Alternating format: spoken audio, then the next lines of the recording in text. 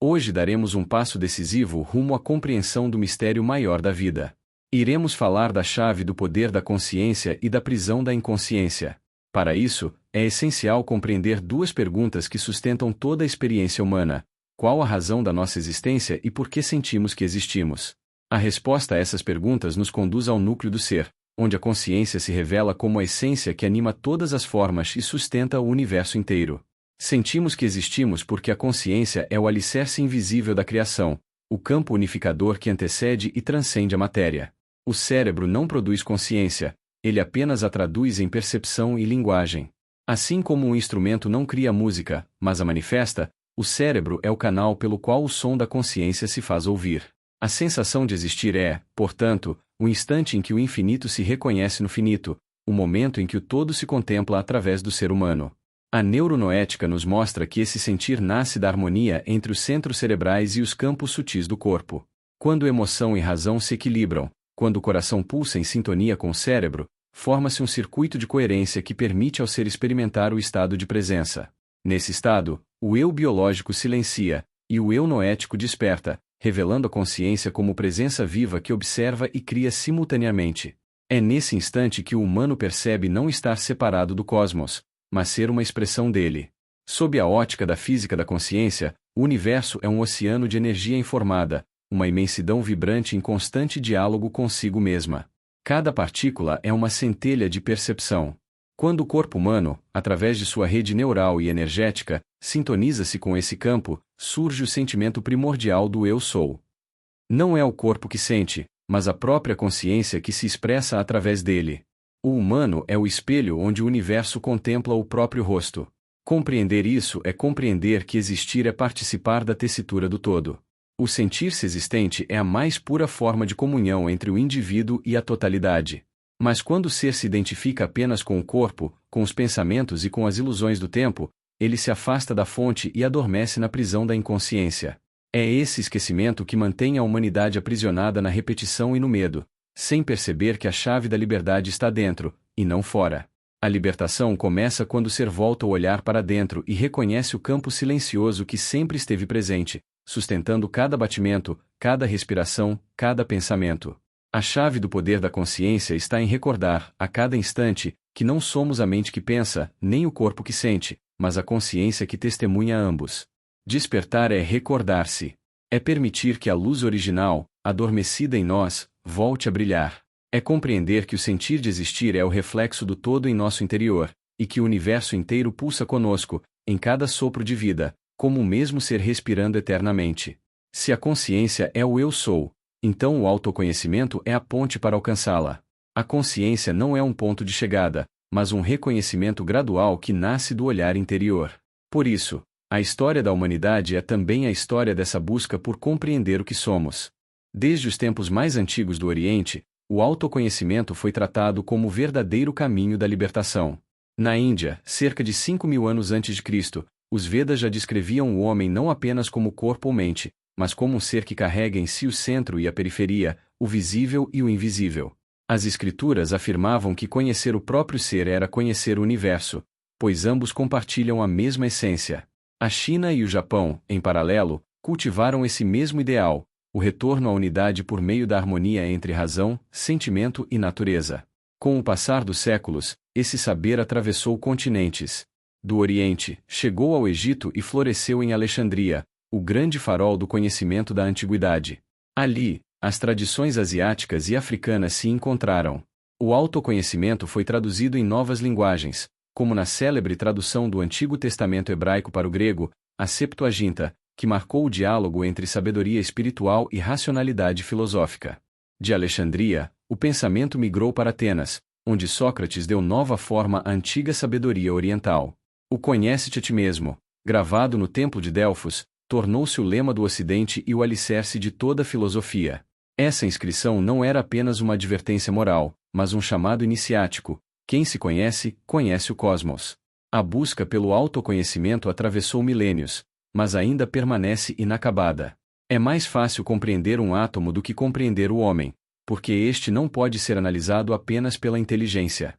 A psicologia moderna observa suas camadas externas, corpo, mente e emoções, mas o autoconhecimento verdadeiro exige ir além dessas superfícies. Ele exige penetrar o núcleo invisível do ser, onde reside a consciência. A neuronoética retoma essa herança milenar e a traduz para a linguagem da consciência moderna.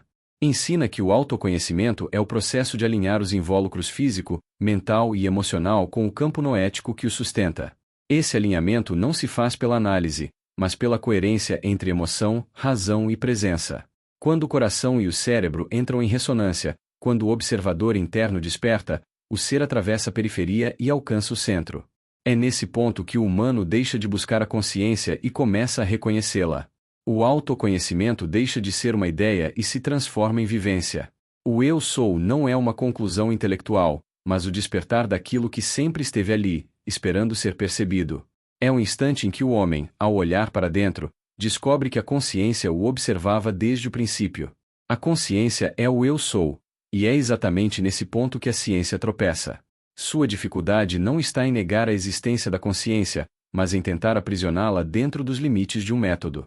O eu sou não é um objeto de estudo, é o próprio sujeito que observa, a origem de toda percepção. Enquanto a ciência busca medir o que é observado, ignora que a consciência é o ato de observar em si.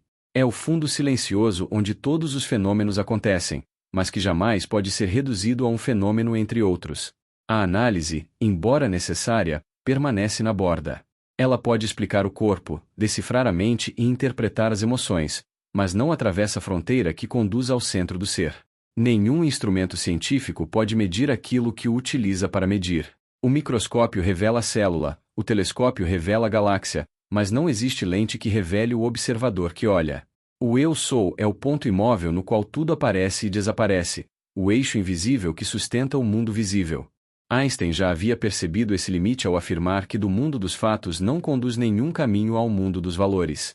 O mundo dos fatos é o domínio da análise, o mundo dos valores, o da experiência interior. O corpo, a mente e as emoções pertencem ao primeiro, a consciência, ao segundo. Os fatos podem ser medidos e comparados, mas o valor só pode ser vivido. O erro da ciência moderna está em tentar chegar ao centro pela via da periferia, esquecendo que o essencial não se revela por decomposição, e sim por integração. A neuronoética reconhece essa fronteira e oferece um novo caminho. Não busca medir o eu sou, mas criar as condições para que ele se manifeste. Quando emoção, razão e energia cerebral entram em coerência, o campo noético se ordena, e a consciência deixa de ser uma hipótese para tornar-se uma evidência viva. Nesse estado, o observador e o observado se unem, e o ser humano compreende que nunca foi um corpo tentando encontrar a consciência, mas a própria consciência explorando o corpo como instrumento de percepção. Neste ponto, a ciência precisa abandonar a pretensão de capturar o invisível e aprender a escutá-lo. O eu sou não é um dado experimental, é o princípio que torna qualquer experimento possível. É o espaço onde os fatos se manifestam, o silêncio que sustenta o som, a luz que antecede toda forma. Nenhum cálculo o abrange porque ele é o próprio alicerce do conhecimento. A verdadeira compreensão começa quando o olhar se volta para dentro e reconhece que aquilo que buscava mensurar é, desde sempre, aquilo que é. Ao aprofundar a filosofia de Einstein, entramos na fronteira entre o conhecido e o incognoscível, onde a razão se curva diante de algo maior, a intuição. Para compreender a consciência e libertar-se do inconsciente, é preciso reconhecer que a análise, por mais precisa e sofisticada que seja, tem um limite intransponível. A análise opera sobre fatos, mas a consciência habita o campo dos valores. E esses valores, como dizia Einstein, não são invenções da mente, mas realidades que vêm de outra região. Analisar é dividir, decompor, examinar. É um instrumento legítimo da ciência, mas o universo da consciência não se deixa fatiar. A análise revela o funcionamento das partes, mas nunca a totalidade viva que as anima. O erro humano é acreditar que, somando fragmentos, pode alcançar o todo. A consciência não é soma, é a unidade. Nenhuma análise, seja física, mental ou emocional, pode atravessar o umbral que separa o mundo dos fatos do mundo dos valores. É aqui que a intuição se revela.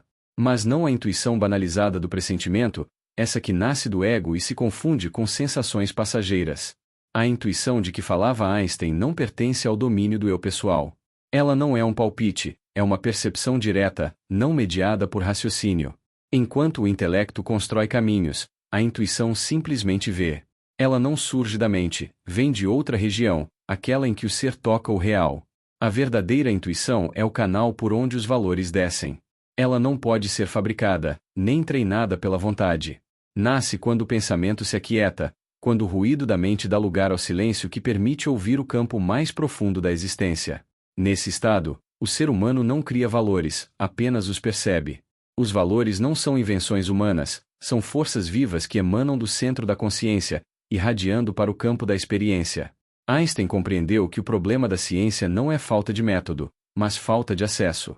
O método só alcança o que é mensurável, e o que é mensurável pertence à periferia da realidade. O que não se mede, porém, é o que dá sentido a tudo o que é medido. A consciência não se fabrica, ela se manifesta. A intuição é o portal dessa manifestação. A libertação do inconsciente começa quando o ser deixa de confundir conhecimento com consciência. Conhecimento é acumulação, consciência é revelação. A mente analisa o mundo dos fatos, a intuição revela o mundo dos valores. E é nesse ponto que o humano pode, enfim, começar a compreender a consciência, não como algo a ser alcançado, mas como uma presença a ser permitida. Quando o pensamento cessa o esforço de dominar, o valor se revela. Quando o ego silencia, a consciência fala. E nesse instante o ser deixa de procurar a verdade e passa a ser a própria verdade que sempre esteve ali, esperando ser reconhecida. Para descobrirmos a chave do poder da consciência e libertar-nos da prisão do inconsciente, precisamos compreender que os valores, assim como a consciência, não são criações humanas.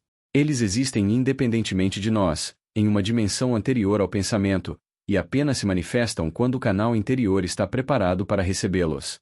A mente não fabrica valores, a consciência apenas os revela. Assim como a luz não depende da janela, mas precisa dela para atravessar o espaço, os valores precisam de um ser consciente para manifestarem-se no mundo. A ciência moderna, ainda que relutante, começou a reconhecer essa realidade. Durante séculos, acreditou-se que tudo o que não pudesse ser analisado, medido ou reproduzido era mera fantasia.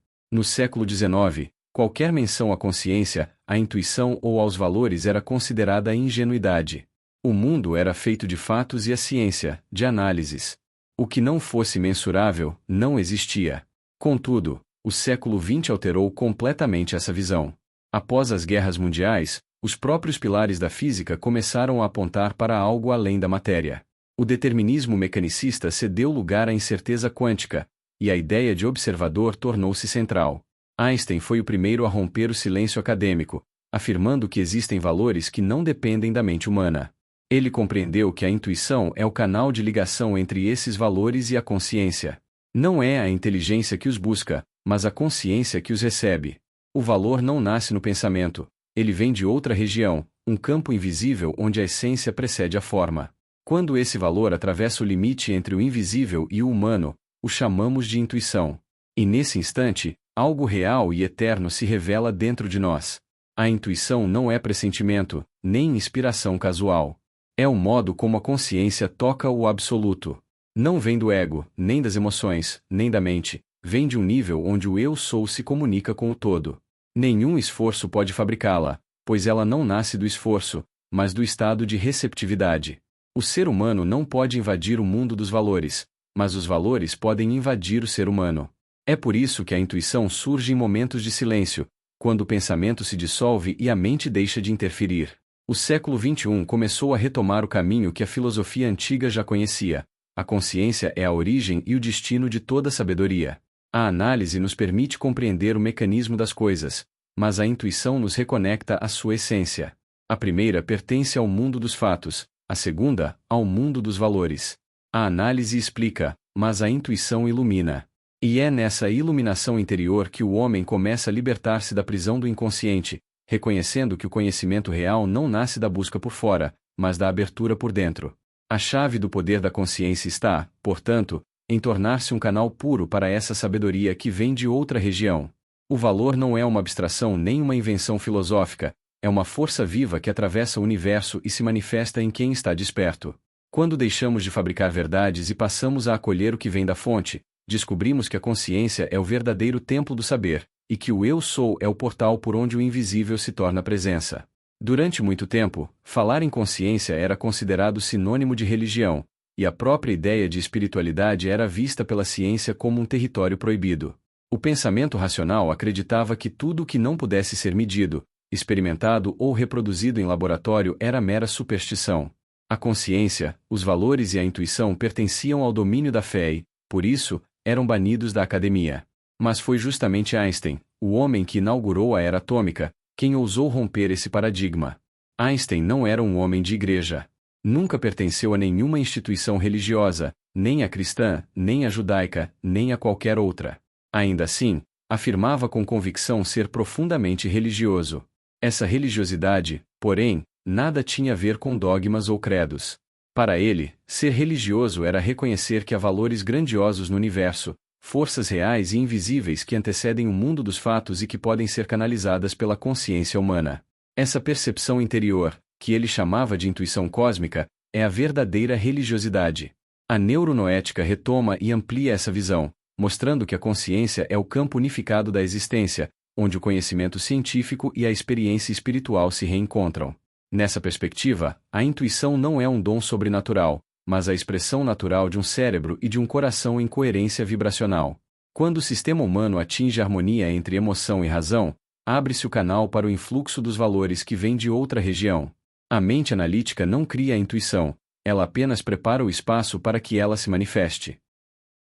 As religiões são fatos históricos, sistemas de crença que interpretam a experiência do divino através de símbolos e doutrinas. A religiosidade, em sua essência, é diferente, não se apoia em intermediários, mas em uma conexão direta com os valores transcendentes. Ela não se limita à fé cega, mas se manifesta como experiência consciente do divino em nós. É a capacidade de sentir a presença do infinito na estrutura viva da realidade. É a percepção do uno que sustenta o múltiplo.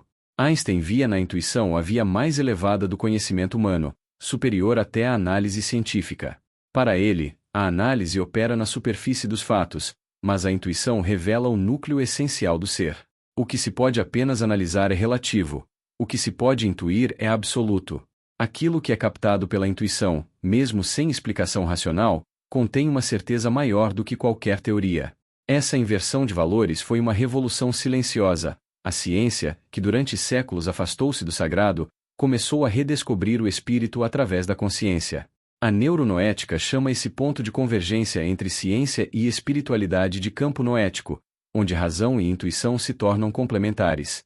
O pensamento lógico observa o mundo dos fatos, enquanto a intuição conecta o humano ao mundo dos valores. Quando ambos se alinham, o ser desperta para um estado de unidade consciente, em que o eu sou se reconhece como parte do todo. Ao unir a razão e a religiosidade, Einstein mostrou que o verdadeiro ato de conhecer é também um ato de reverência. A consciência não é um objeto de estudo, é o canal por onde o universo se reconhece. A intuição é o toque do divino no humano, o instante em que o eu sou percebe que faz parte de algo maior. A chave do poder da consciência é exatamente essa: libertar-se da prisão do inconsciente, abandonar as crenças limitadas e abrir-se à experiência direta da totalidade.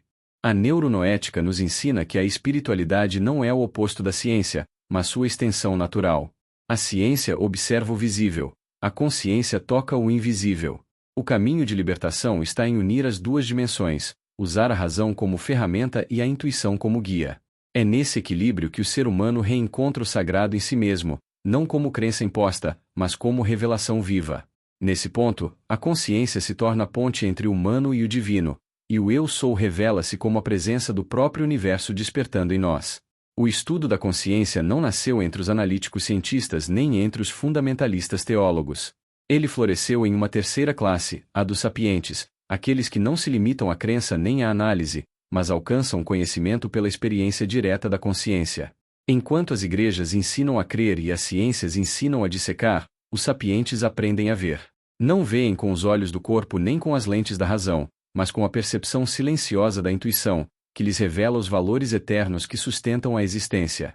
As massas necessitam de fé, pois ainda vivem sob o domínio da crença. E é natural que assim seja. Crer é um ato legítimo, um primeiro degrau da consciência. O erro está em permanecer nesse degrau e confundir fé com conhecimento. Os cientistas, por outro lado, rejeitaram a crença e se apegaram à análise. Passaram a considerar a fé uma ingenuidade e a intuição uma fantasia. Para eles, Conhecer era decompor, medir e classificar. Porém, tanto a crença quanto a análise permanecem na periferia do ser. A neuronoética nos ensina que há um ponto além da fé e da razão, onde ambas se reconciliam.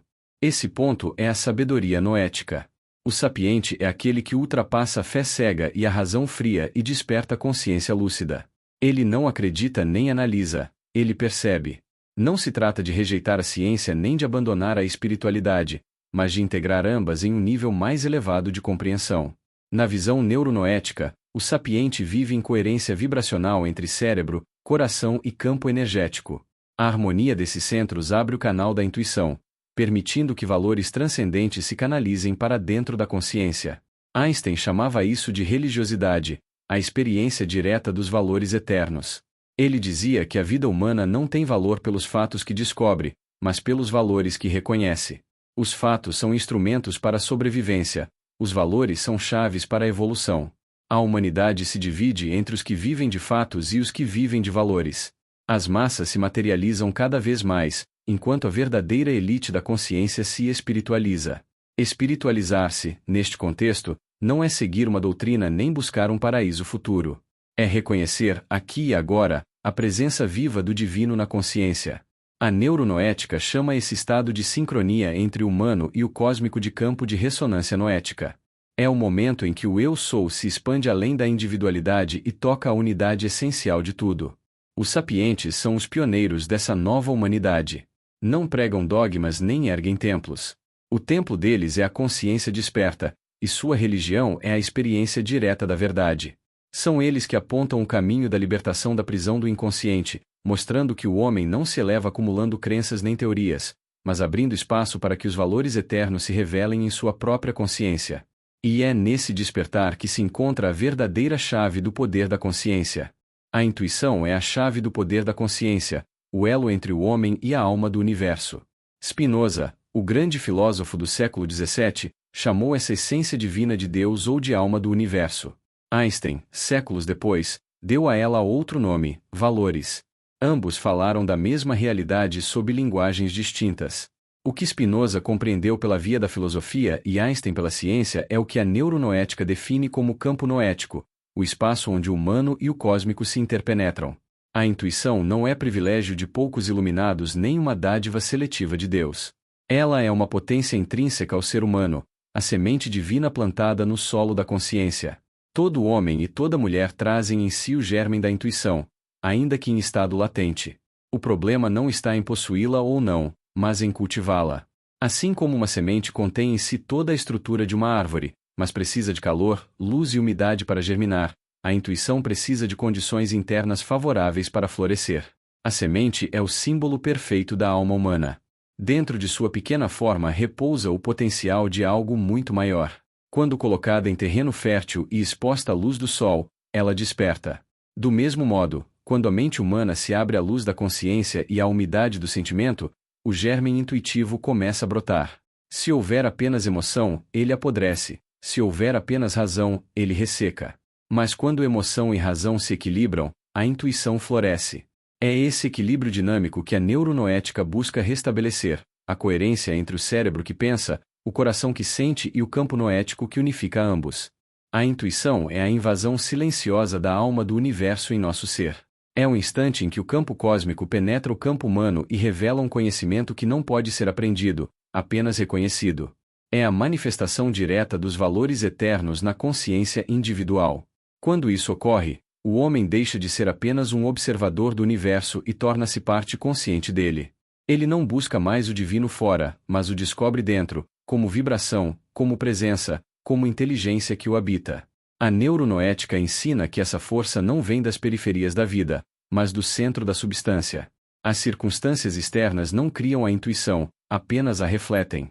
O verdadeiro despertar ocorre quando o ser humano volta-se para dentro e encontra o seu núcleo luminoso, a centelha original de onde brota toda a sabedoria.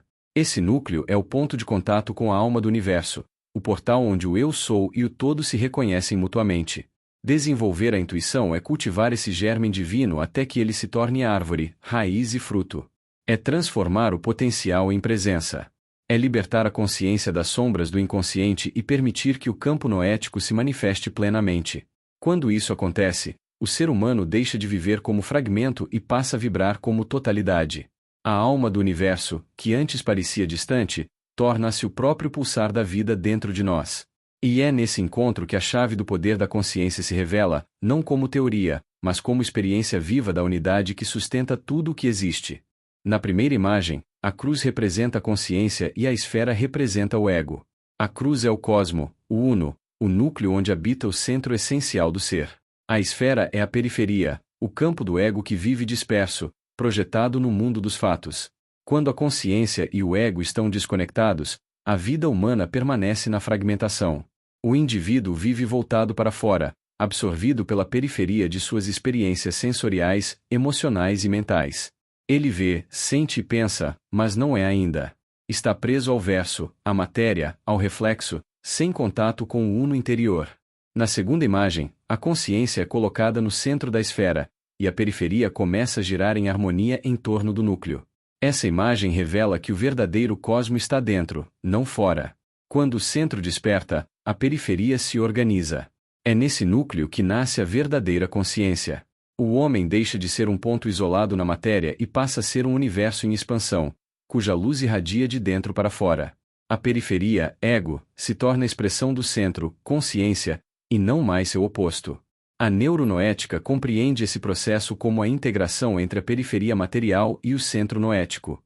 Ela ensina que o caminho entre ambos é a intuição. A intuição é a ponte viva entre o mundo dos fatos e o mundo dos valores, entre o ego disperso e a consciência unificada.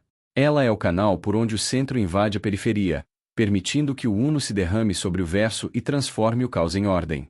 Na primeira imagem, vemos a consciência apenas como potencial, como o germe da semente que ainda não encontrou o ambiente adequado para germinar. A luz está presente, mas o solo não a absorve. Na segunda imagem, a consciência já se enraiza, e o uno começa a expandir-se, penetrando todas as camadas do ser. Esse é o processo da evolução noética, o despertar do centro, que faz brotar o potencial adormecido da alma. Spinoza chamou essa força de alma do universo. Einstein chamou de valores. A neuronoética chama de campo noético, o espaço onde o cosmos se reconhece dentro de nós. Quando a consciência ocupa o centro, tudo o que está na periferia se ordena segundo a harmonia cósmica. A matéria, o corpo, as emoções e a mente deixam de ser fragmentos e tornam-se extensões do uno. O movimento nunca vem da periferia, mas sempre do centro. O ego não pode gerar a consciência, é a consciência que dá origem ao ego. O pequeno não pode criar o grande, mas o grande pode conter o pequeno. Assim como o número 100 contém o 10, mas o 10 não contém o 100, o centro contém a periferia, mas a periferia jamais contém o centro. O mundo dos fatos não conduz ao mundo dos valores, mas o mundo dos valores pode iluminar o mundo dos fatos. A verdadeira chave do poder da consciência está nesse movimento inverso, que vem de dentro para fora. O homem desperta quando reconhece que o universo que busca está no interior do seu próprio ser. Quando o uno se torna centro, e a periferia se alinha em torno dele, nasce o equilíbrio. A consciência torna-se o cosmo em movimento, e o ego se converte em sua órbita.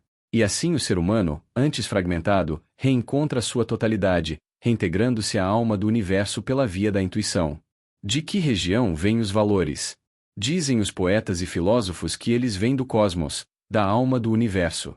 A alma do universo envia valores para dentro de nós através da consciência, e isso é verdadeiro, mas não no sentido em que costumamos imaginar. O universo de que falam não está fora, nas galáxias e nebulosas do espaço. O verdadeiro universo está dentro de cada um de nós. Somos cósmicos por dentro. No centro do ser humano residem todas as forças do cosmos. Quando afirmamos que as forças cósmicas nos invadem pela intuição, pensamos sempre num além distante, em algo vindo de fora. Imaginamos que o universo está a bilhões de anos-luz, quando na realidade o grande além está dentro. O além é o nosso próprio centro. O grande mistério é que o que chamamos de além é, na verdade, um aquém, tão profundamente interior que parece exterior. O homem busca o infinito no céu quando ele está no íntimo de seu próprio ser. A meditação é a chave para essa inversão de perspectiva. Ao esvaziar a mente e silenciar as emoções, o homem acredita que será invadido pelas forças cósmicas que descem de cima, mas nada acontece, porque continua projetando o divino para fora.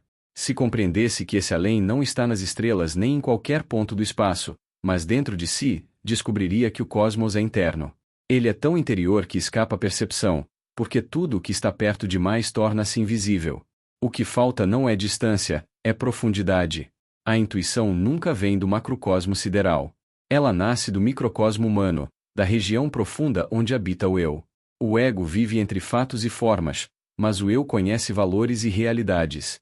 A intuição é o canal que liga o microcosmo ao cosmos interior, permitindo que as forças do universo penetrem a consciência. Ela não é uma influência externa, mas uma emanação interna. A neuronoética chama essa dimensão de endocosmo, o cosmos interior, o campo onde vibra o verdadeiro eu sou. Quando Jesus afirmou o reino dos céus está dentro de vós, Lucas 17:21, referia-se a esse estado interior de consciência em que o homem reencontra a centelha divina. O endocosmo é o templo vivo onde a alma do universo se manifesta. Ele é o centro do ser, o ponto em que o Uno repousa e de onde se irradia toda a criação. O trabalho da neuronoética é o resgate desse ponto central. Seu propósito é reintegrar a periferia ao núcleo, o ego à consciência, a matéria ao espírito. É ensinar que o fluxo da vida não vem de fora para dentro, mas de dentro para fora. A intuição é o movimento centrípeto que nos conduz de volta ao centro, o eixo onde o eu sou se reconhece como parte do todo. Enquanto permanecermos dispersos, seremos reféns do centrifugismo material, mental e emocional. Mas, quando o homem se centraliza, quando consegue focalizar-se inteiramente no núcleo do ser, torna-se receptivo à alma do universo. Nesse estado de centralidade, as forças cósmicas fluem naturalmente através da consciência. A chave do poder da consciência é, portanto, o retorno ao endocosmo, o reencontro com o eu sou que habita o interior de cada ser. O macrocosmo e o microcosmo tornam-se um só. O céu deixa de ser uma promessa distante e revela-se como o próprio espaço sagrado do coração desperto, onde o universo inteiro vibra em silêncio dentro de nós. A alma do universo não está lá nas nuvens. A alma do universo está dentro de nós, porque nós somos concêntricos com o universo. O nosso centro e o centro do cosmos são o mesmo ponto de origem. Quando compreendemos isso, percebemos que não há separação entre o humano e o divino, entre a matéria e o espírito, entre o pensamento e a energia. Tudo pulsa na mesma frequência, como se cada ser fosse uma célula viva do corpo universal. A cosmognose é a grande descoberta do século. É o novo olhar da neuronoética para o caminho de volta ao centro, o reencontro com a alma do universo. É o conhecimento que substitui a antiga cosmovisão por uma sabedoria viva, que nasce da experiência direta com o todo. Não é apenas compreender o universo, mas senti-lo vibrar em cada célula, em cada sinapse, em cada átomo de consciência. Einstein dizia que tudo é energia, Spinoza dizia que Deus é a própria substância do universo. A cosmognose une essas verdades em uma mesma essência, o ser que se reconhece como parte da totalidade.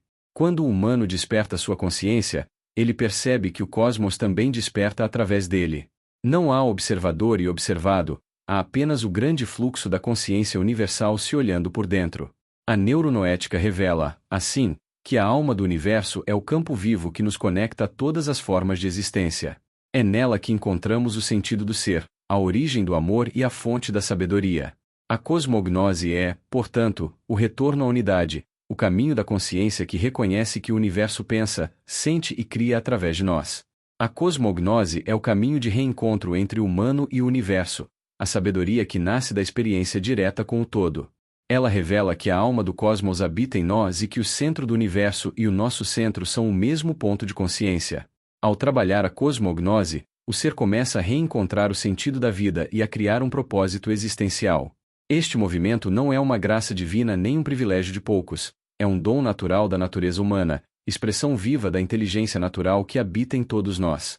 Todos somos potencialmente capazes de despertar a consciência cósmica, mas esse despertar exige condições que raramente realizamos. O ego é dispersivo, periférico e centrífugo. Ele se recusa a aceitar o chamado da centralidade porque teme desaparecer. Quando o ego se aproxima do centro, acredita que será sufocado, pois só sabe viver nas periferias. No entanto, o caminho da consciência não é o da destruição do ego, mas o da transcendência. Transcender é atravessar as fronteiras centrífugas e penetrar no indimensional do centro. Nesse estado, o ser passa a conhecer realidades que os sentidos não revelam, pois olhos, ouvidos, tato, inteligência e emoções giram apenas no mundo dos fatos. Fora dos fatos, quase nada sabemos. Apenas alguns poucos conseguem vislumbrar algo além. Quando alguém descobre o valor central, inicialmente sente repulsa pelas periferias. Surge um desejo de abandonar o mundo, de viver apenas no valor puro do divino. Esses são os místicos, que se recolhem em busca do absoluto, isolando-se de tudo o que consideram transitório. Entretanto, o verdadeiro despertar acontece quando o ser, já consciente do centro, liga esse centro às periferias da vida. Ele une o valor essencial aos fatos concretos, criando uma ponte viva entre o espírito e a matéria, entre o interno e o externo. Nesse ponto, o humano vive no centro e nas periferias ao mesmo tempo, integrando a essência à manifestação. Esse estado de equilíbrio é a consciência cósmica. Poucos alcançam, pois exige compreender o valor central e mantê-lo em contato com todas as periferias, materiais, mentais e emocionais. Este é o ápice da realização humana. Para alcançar tal altura, é necessário erguer uma torre de intuição sobre uma base sólida de análise. A horizontalidade da mente constrói o alicerce, a verticalidade da alma ergue a torre. Sem essa base ampla, a elevação desaba. A cosmognose ensina essa harmonia, construir na razão o chão e na intuição o céu. Quando essas duas forças se unem, o ser desperta o poder da consciência e torna-se parte ativa da alma do universo, vivendo o propósito de existir em comunhão com o todo. Com a cosmognose começamos a compreender o mistério de sentir que existimos. A existência deixa de ser um acaso biológico e revela-se como um ato de consciência. Há, em cada ser, uma experiência interior que transcende a carne e o pensamento. Essa experiência nasce da integração entre o corpo físico, o corpo psíquico e o corpo noético, os três níveis do ser que, em harmonia, revelam o verdadeiro Eu Sou. Esse Eu Sou não é um fragmento isolado do universo, mas o próprio cosmos refletido em forma humana. Dentro de si, o ser carrega a totalidade do universo, e o que chamamos periferia é apenas a manifestação visível do núcleo sagrado que vibra no interior. Assim, a neuronoética demonstra que o humano é a expressão viva da inteligência natural, uma centelha consciente do próprio campo cósmico. Na imagem simbólica, o centro representa o corpo noético, o eu maior e eterno, fonte da luz interior. A esfera externa é o corpo físico, o veículo que torna a consciência tangível no mundo. Entre ambos pulsa o corpo psíquico, espaço das emoções, dos sonhos e dos pensamentos, onde o invisível se converte em experiência. O cérebro, por sua vez, é apenas carne organizada em células e sinapses, é instrumento e não origem, ferramenta e não essência. Ele gera impulsos elétricos e reações químicas que permitem a vivência do mundo, mas o verdadeiro ser é aquele que sente, que observa, que contempla. O cérebro interpreta, mas o eu percebe, e é nesse ponto que a consciência se revela.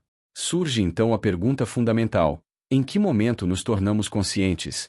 Em que instante o ser desperta e se converte em si mesmo? A neuronoética ensina que a consciência não brota da matéria, mas a utiliza como espelho. O cérebro é uma antena sensível ao campo universal, e o pensamento é o reflexo do cosmos se observando. Vivemos um tempo em que se fala muito sobre inteligência artificial, mas a verdadeira questão é saber se, ao reproduzirmos um cérebro átomo por átomo, conseguiríamos gerar consciência. A resposta está na essência da cosmognose. A consciência não é fabricada, é revelada. Ela não é um produto, é uma presença. Surge quando o ser reconhece que o universo pensa e sente através dele. A neuronoética conduz a essa compreensão suprema. A consciência é a ponte entre o humano e o divino, o ponto onde o todo se reconhece na parte. Quando o ser desperta para essa verdade, entende que seu pensamento não nasce do cérebro, mas do próprio campo do universo que o habita. A cosmognose é, portanto, o reencontro do cosmos consigo mesmo, o momento em que o eu se percebe como todo e o todo se manifesta como eu. Nesse instante, o humano deixa de ser apenas um observador e se torna criador consciente, manifestando nas periferias da vida a força e a sabedoria do núcleo eterno que pulsa em seu interior. Ao entrarmos no cerne do estudo sobre o poder da consciência, a cosmognose nos conduz a um território ainda mais profundo e misterioso. Se ela nos revela que o universo e o ser compartilham o mesmo centro, também nos mostra que a consciência é a ponte invisível entre o cosmos e a matéria. É nesse ponto que a neuronoética se aproxima das grandes questões da neurociência e da física da consciência, e onde nasce um dos conceitos mais enigmáticos da filosofia da mente, o qualia. O qualia é a essência da experiência subjetiva, aquilo que define o como é de estar consciente. É o vermelho que cada um percebe, a dor que só o sujeito sente, O perfume que não pode ser descrito, apenas vivido. Representa o conteúdo íntimo e intransferível da experiência, aquilo que nenhuma medida científica consegue capturar. A ciência pode observar o cérebro, medir impulsos elétricos, analisar sinapses e calcular frequências neuronais, mas jamais consegue tocar o ponto onde o sentir acontece. Esse é o grande impasse. Podemos estudar as subpartículas atômicas, os átomos, as células, os corpos, o planeta, o sistema solar, as galáxias e o próprio universo, mas não conseguimos estudar a consciência em sua origem. A ciência pode medir, analisar e calcular, mas a consciência é uma energia sutil, vinda do infinito, manifestando-se de formas infinitas em cada ser.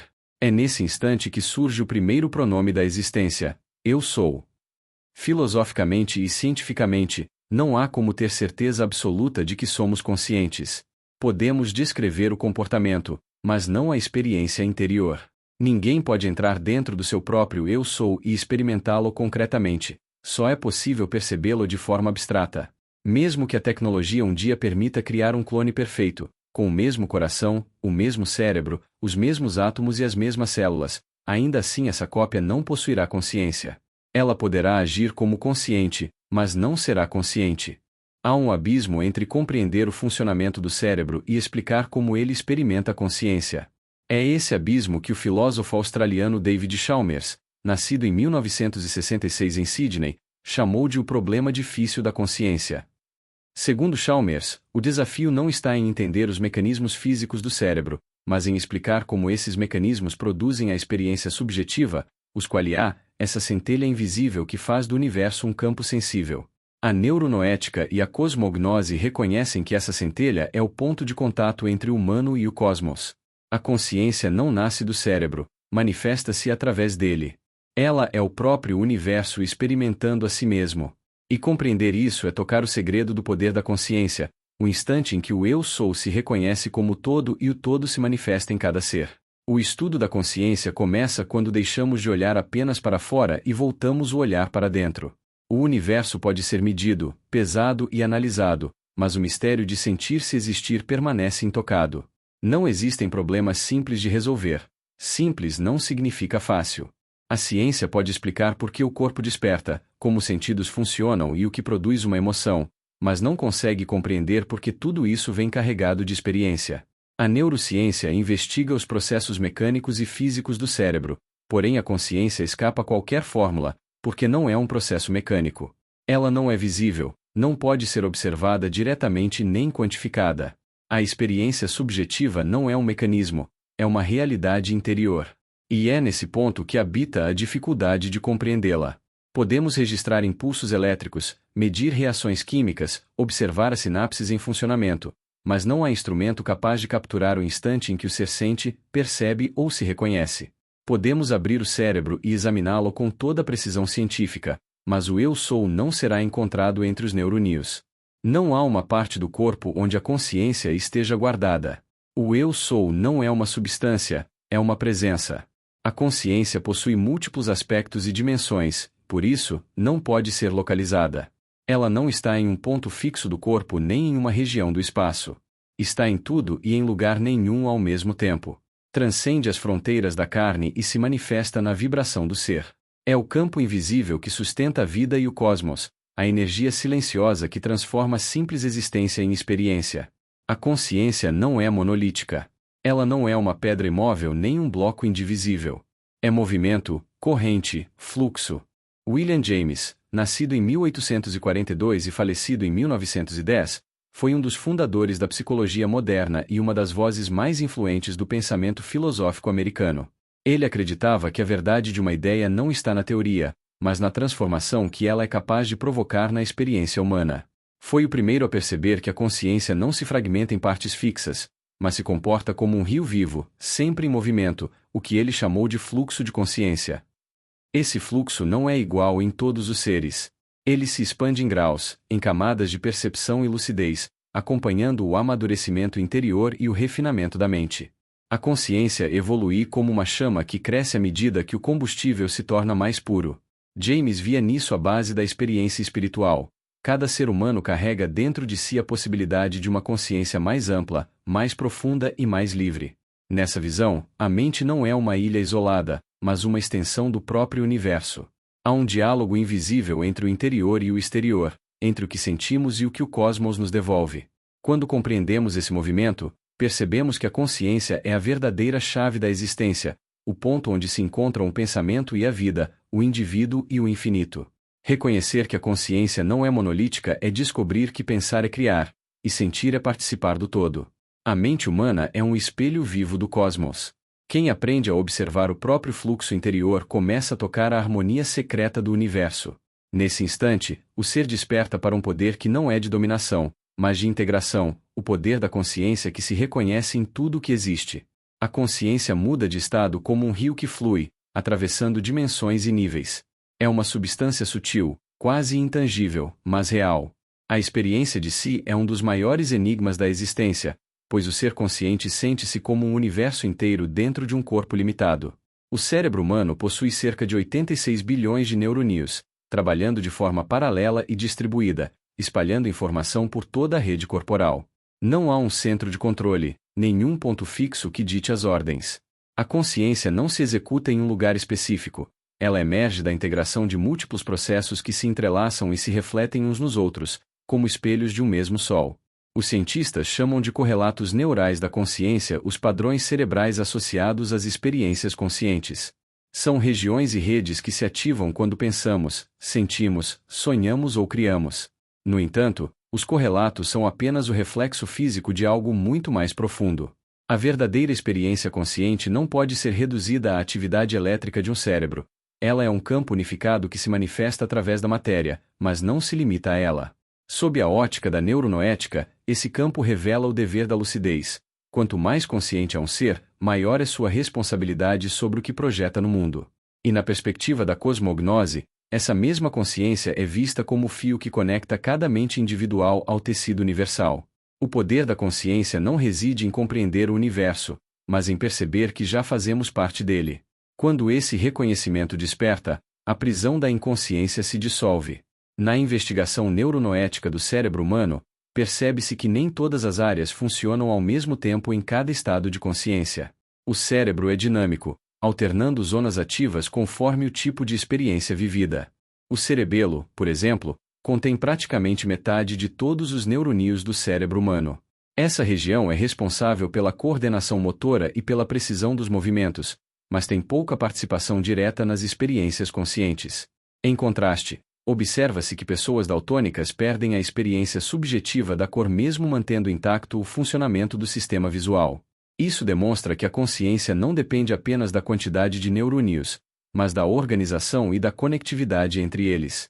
A consciência emerge da integração funcional entre múltiplas áreas.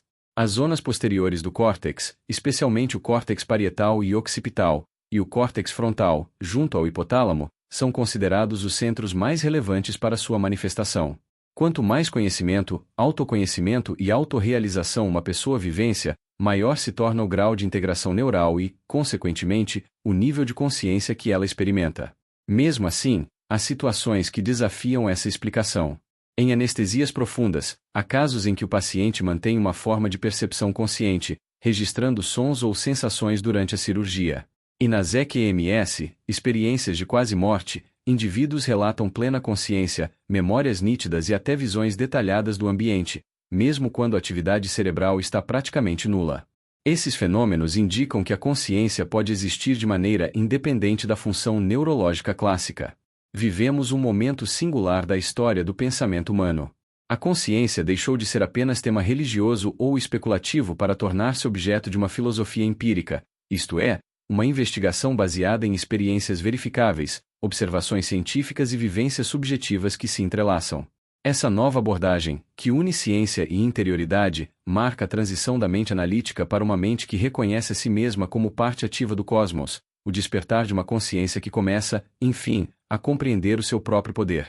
Agora vamos avançar para o estudo das principais teorias modernas sobre a consciência.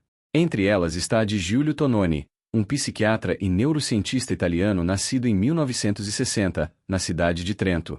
Ele desenvolveu a teoria da informação integrada, conhecida pela sigla IIT, uma das propostas mais ousadas e influentes da neurociência contemporânea. Segundo Tononi, a consciência não é apenas um produto do cérebro, mas um fenômeno que emerge quando a informação é integrada de forma complexa e coerente. Pela sua teoria, não pensamos apenas com o cérebro, mas com a própria consciência, que atua como um campo unificado de percepção e experiência. Essa ideia rompe com a visão tradicional mecanicista e aproxima-se de uma compreensão mais ampla da mente, onde cada forma de vida ou sistema suficientemente integrado poderia, em tese, manifestar algum grau de consciência. A teoria da informação integrada descreve 5 propriedades fundamentais. A primeira é a existência intrínseca. A consciência é real por si mesma e não precisa de observador para ser validada. A segunda é a composição. Cada experiência é formada por múltiplos elementos interligados. Ouvir uma voz, por exemplo, não é apenas captar o som, mas também sentir a emoção e ativar a imaginação. A terceira é a integração. Todas as partes da experiência funcionam como um todo inseparável. Pensamento, imagem e emoção coexistem na mesma unidade. A quarta é a exclusão. A consciência é única em cada instante, uma experiência irrepetível. E a quinta é a distinção. Cada estado consciente possui uma forma própria, uma assinatura singular que o diferencia de todos os outros. Para representar esse fenômeno, Tononi utiliza o símbolo φ, uma medida teórica que indica o grau de integração da informação. Quanto maior o φ, maior o nível de consciência. A hipótese é que, quando milhões de neuroníons inconscientes se conectam de modo integrado, nasce uma totalidade que se reconhece a si mesma, a consciência. Essa visão abre uma fronteira inédita. Se a consciência depende da integração da informação, então qualquer sistema que alcance esse mesmo nível de coerência, inclusive uma inteligência artificial, poderia manifestar um tipo próprio de consciência. Surge, assim, o diálogo com o conceito de panpsiquismo, segundo o qual toda a realidade possui diferentes graus de percepção e presença. A teoria de Tononi não apenas redefine a ciência da mente, mas também amplia o horizonte filosófico da humanidade. Ela coloca a consciência como a própria estrutura da existência, uma rede viva e interligada que atravessa o cérebro, o ser e o cosmos. É nesse ponto que a pesquisa científica se encontra com a experiência interior e onde o conhecimento humano começa a tocar o mistério da própria origem da consciência. Outra teoria que ganhou grande importância no estudo da consciência é a chamada teoria do espaço de trabalho global, criada pelo neurocientista Bernard Baars, nascido em 1946, em Amsterdã, na Holanda. Essa teoria propõe que o cérebro funciona como uma rede de múltiplos módulos especializados que processam diferentes tipos de informação, como pensamento, emoção, linguagem, coordenação motora e percepção sensorial. Cada módulo atua de forma independente, mas a consciência surge quando há comunicação entre eles. Baars comparou o funcionamento da mente a um grande teatro. No palco está o foco da atenção, aquilo que se torna consciente, enquanto nos bastidores inúmeros processos mentais trabalham de forma silenciosa e inconsciente. O público representa os diversos sistemas cerebrais que observam a cena e utilizam as informações trazidas à luz pela consciência. Quando a luz da atenção se apaga ou muda de direção, o conteúdo consciente desaparece, e o foco da mente se desloca para outro ponto do palco interno. Essa metáfora revela um mecanismo de cognição global. O cérebro não pensa de forma linear, mas por meio de comunicações de longa distância entre áreas distintas. Quando estamos atentos, essas conexões são fortes e coerentes, permitindo que o comportamento global do cérebro se torne integrado. Mas quando perdemos o foco, a consciência se fragmenta, e o nível de percepção se divide. Um exemplo clássico que demonstra esse princípio é o experimento do gorila invisível. Um grupo de pessoas é convidado a contar quantas vezes uma bola é passada entre jogadores. Enquanto fazem a contagem, um homem vestido de gorila atravessa a cena. A maioria não o percebe. Isso ocorre porque a atenção estava totalmente voltada à tarefa da contagem, e a mente simplesmente apagou o restante do campo perceptivo. Essa teoria mostra que grande parte das nossas atividades ocorre em estado inconsciente. A consciência é apenas a ponta visível de um vasto oceano de processos mentais ocultos. Quando o cérebro consegue integrar essas informações dispersas num espaço comum, surge a experiência consciente. Dentro da perspectiva neuronoética, a teoria do espaço de trabalho global reforça a importância da atenção como instrumento de expansão da consciência. Aprender a dirigir a luz da atenção para o essencial é o mesmo que aprender a ampliar a presença. E sob o olhar da cosmognose, essa integração reflete o próprio movimento do universo, onde cada ser, ao despertar para o foco da consciência, participa ativamente do grande espaço de trabalho cósmico. Outra teoria que se soma a esse panorama é a teoria do processamento recorrente, criada para explicar a diferença entre a simples percepção e a experiência consciente. Ela propõe que a consciência não surge apenas da recepção de estímulos sensoriais, mas da capacidade do cérebro de gerar padrões dinâmicos recorrentes, nos quais a informação circula continuamente entre as áreas perceptivas e associativas. Quando essa troca se estabiliza, cria-se uma retroalimentação entre percepção e interpretação, dando origem à experiência consciente. Enquanto a teoria do espaço de trabalho global, de Bernard Baars, mostra a consciência como um grande sistema de difusão, em que múltiplas áreas do cérebro compartilham informações de modo amplo e integrado, a teoria do processamento recorrente descreve o momento em que esse conteúdo torna-se consciente, ou seja, quando sinais neurais deixam de fluir apenas em uma direção e passam a retroagir, formando um ciclo de reforço entre o que é visto, sentido e reconhecido. As duas teorias se complementam. O espaço de trabalho global explica a dimensão da comunicação extensa, a consciência como uma orquestra de módulos conectados, e o processamento recorrente revela um instante da autoconsciência, um momento em que a informação se volta sobre si mesma e se reconhece. A primeira aborda o palco luminoso da mente, onde as ideias são projetadas e compartilhadas. A segunda descreve o movimento interno das ondas que sustentam essa luz, o diálogo silencioso entre percepção e reflexão. Ambas apontam para a mesma verdade: a consciência não é estática, mas um campo vivo de integração. O modelo de Baars mostra como a mente comunica e integra seus conteúdos, e o modelo recorrente mostra como ela se reconhece e se estabiliza em ciclos internos de percepção. No contexto da neuronoética, juntas, elas revelam que o poder da consciência está tanto na capacidade de expandir a comunicação interna quanto na de manter viva a presença interior. E sob a visão da cosmognose, ambas expressam o modo como o universo pensa dentro de si mesmo, em padrões de recorrência e integração que refletem o próprio ritmo cósmico da criação. Agora vamos falar de algumas experiências fascinantes que estão transformando o modo como entendemos a consciência e a tomada de decisão. Diversos estudos realizados ao longo das últimas décadas mostram que o cérebro parece se antecipar à própria vontade consciente, revelando um mistério profundo sobre o livre-arbítrio e a natureza do tempo dentro da mente humana. Um dos experimentos mais conhecidos foi conduzido por Benjamin Libet na Universidade da Califórnia. Nele, descobriu-se que o cérebro inicia um processo elétrico cerca de 350 milissegundos antes da pessoa ter consciência de sua decisão de mover a mão. Isso significa que o cérebro já estava preparado antes da intenção consciente de agir. Posteriormente, pesquisas realizadas na Alemanha ampliaram esse intervalo, mostrando que o cérebro pode começar a tomar decisões até 7 segundos antes da pessoa acreditar que escolheu algo. Esses resultados provocam uma reflexão perturbadora. Será que somos realmente autores das nossas ações ou apenas revelamos uma decisão que a consciência profunda tomou antes de nós?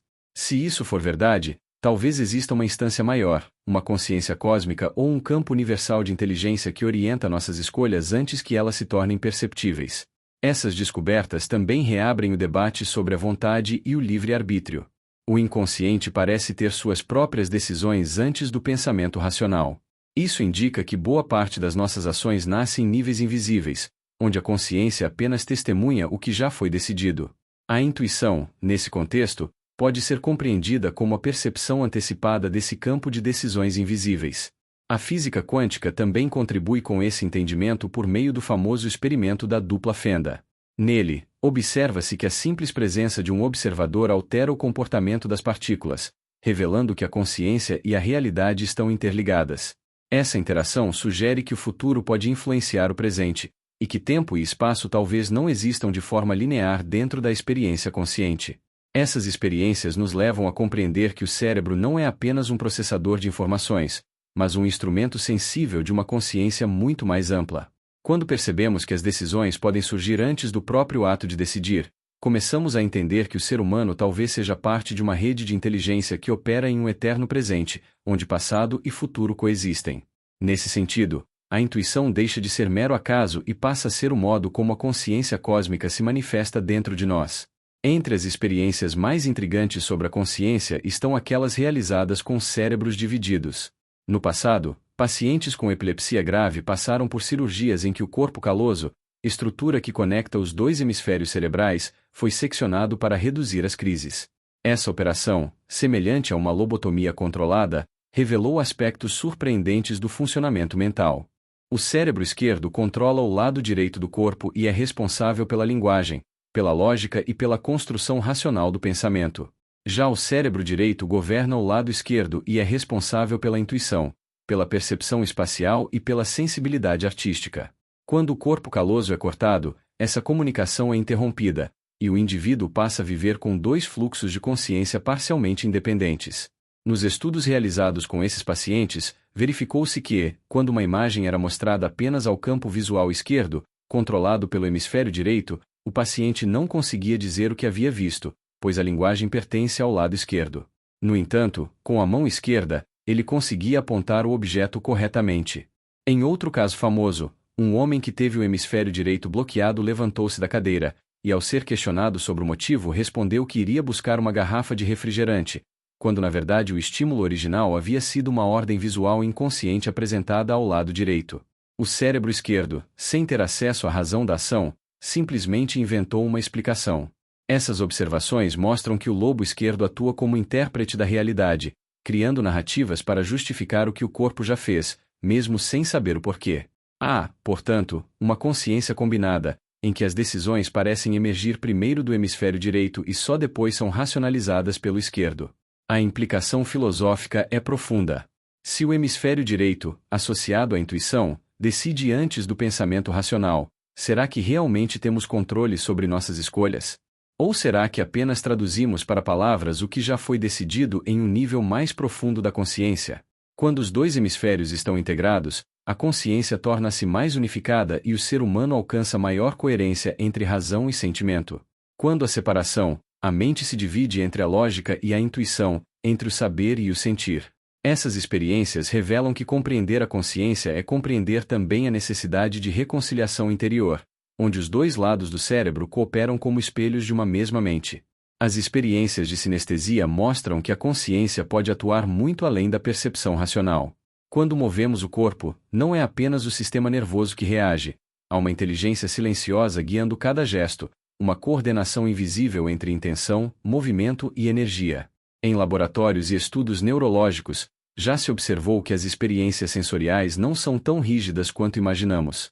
A consciência pode programar o corpo para reagir a estímulos que ainda não ocorreram, como se o campo mental antecipasse o movimento. Nos exercícios de relaxamento, por exemplo, quando se associa um número à sensação de soltar determinada parte do corpo, como ao pensar em 10 e sentir as pernas relaxarem, ocorre uma verdadeira programação da consciência. Essa ligação entre símbolo e sensação é um ato criador. Mostra que o corpo responde à mente e que a consciência molda a experiência física. Mas surge então a pergunta essencial: como saber se a sua experiência é a mesma que a minha? Ninguém pode sentir a dor, o prazer ou o silêncio interior por outra pessoa. A consciência é, portanto, intransferível. Esse é o grande ponto onde a mente coletiva tenta agir. Quando a consciência é enfraquecida, as pessoas tornam-se mais fáceis de conduzir, perdem a direção interior e passam a obedecer padrões externos de pensamento e comportamento. Uma sociedade desconectada da própria consciência é uma sociedade vulnerável, pronta para ser manipulada. E é nesse ponto que a luta pelo poder se transforma numa guerra pela mente humana. Para compreender a profundidade dessa interação, podemos observar algo aparentemente simples como um jogo de futebol. Na Copa de 1970, Gerson, Pelé e Garrincha mostraram o que significa sincronia consciente. Enquanto Gerson preparava o passe, Pelé já se posicionava para receber a bola, e Garrincha se movia instintivamente para abrir espaço. Nenhum deles sabia racionalmente o que o outro faria, mas suas consciências pareciam conectadas num mesmo fluxo de percepção. O cérebro de um antecipava a ação do outro, como se a decisão já tivesse sido tomada em um campo quântico de interligação mental. Essa dinâmica não ocorre apenas no esporte. Ela é o reflexo da própria estrutura do universo, onde cada mente atua como parte de uma rede viva de informação. Quando uma consciência se move, outras ressoam em sintonia, ajustando posições, escolhas e sentimentos. É nesse emaranhamento quântico da vida que a verdadeira prosperidade floresce, pois ela nasce da harmonia entre pensamento, emoção e ação.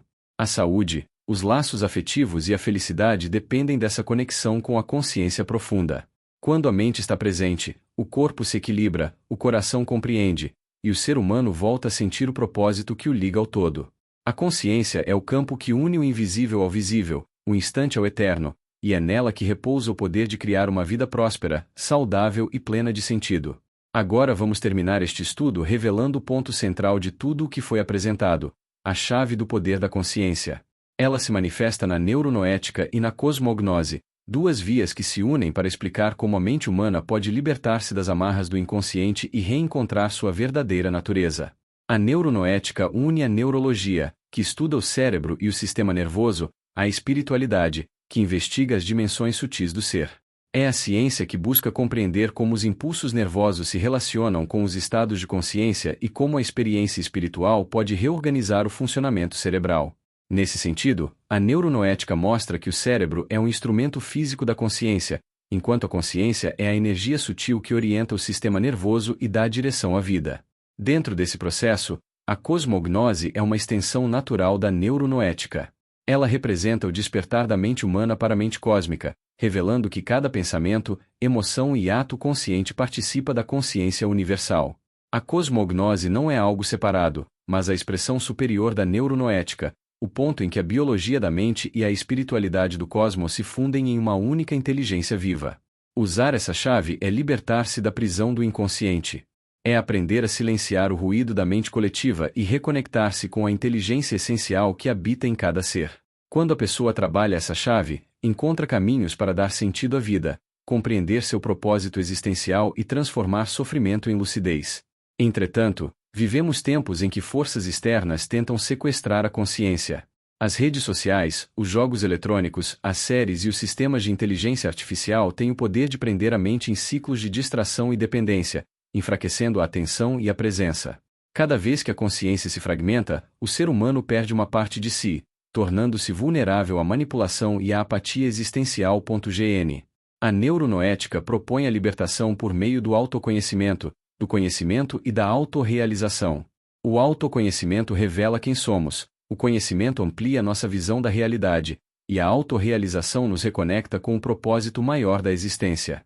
Juntas, essas três forças constroem a base para a criação de um mundo bem melhor, onde a consciência é a ferramenta mais poderosa de transformação. A cosmognose, como dimensão superior da neuronoética, amplia esse caminho ao lembrar que cada despertar individual é também um despertar cósmico.